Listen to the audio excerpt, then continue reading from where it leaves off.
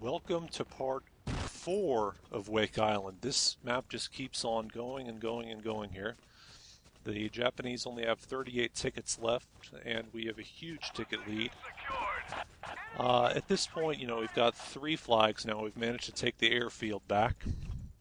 So it's pretty hard to see the Japanese coming back from this.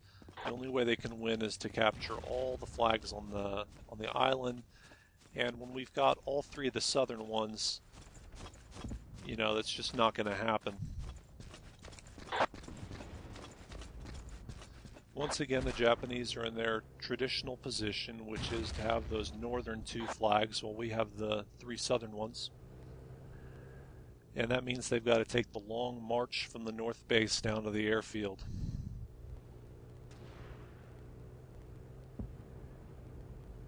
Now, if I were in the Axis position at this point, I would be very tempted to just try to take an airplane and parachute at one of those southern flags.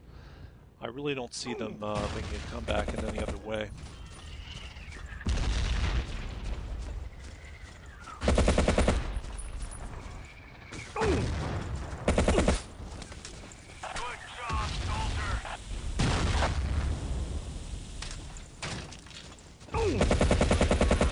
The good news for the Japanese at this point is that it's difficult for the Allies to attack this position from the south.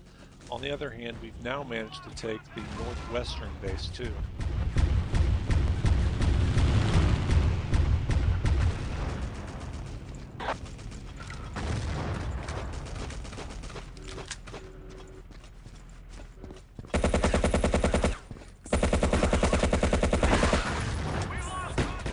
Nest of them in that bunker there.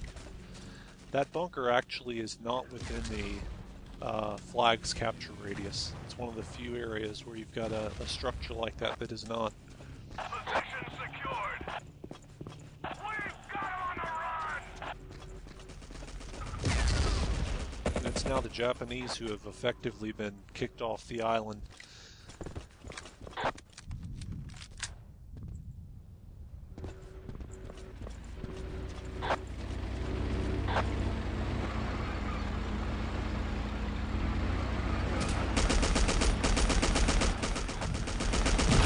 That one guy in the Jeep. Well, I guess there's not a whole lot left you can say on this. The Japanese, I thought, did a pretty reasonable job once they got their first flag. The problem was that the Allies had an unusually good defense, especially in the north base at the very beginning of this round.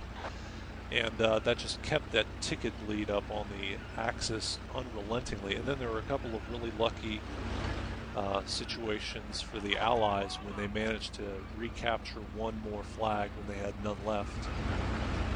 If in either of those cases, or I think there were at least 3 of those, if the Allies just hadn't managed to get lucky in those cases, in any one of those, then the Japanese would have won this easily.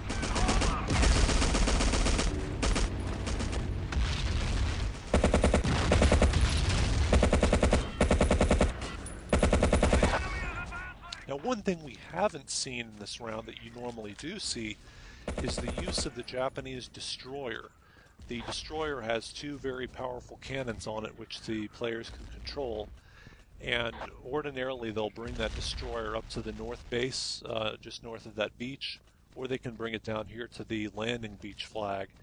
And it can be very effective because they can use those cannons to destroy any Allied tanks. They can use it to knock out any of the cannons that they need to.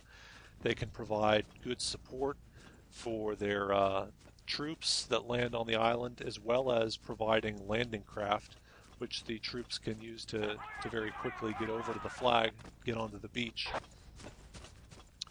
But they just, for some reason, that destroyer is probably sitting back at the original position that it has.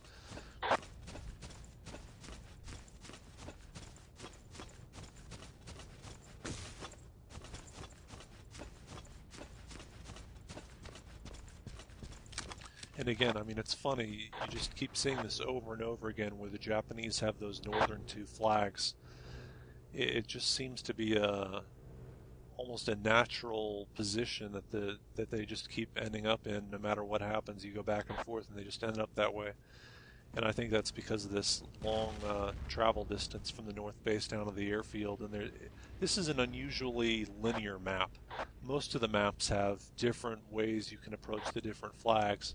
And if the Japanese don't use their ships to attack from different places, then they just have to go in a row, one after the other. Well, I guess that'll do it. I hope you enjoyed this part of the episode. Stay tuned for whatever map I decide to do next.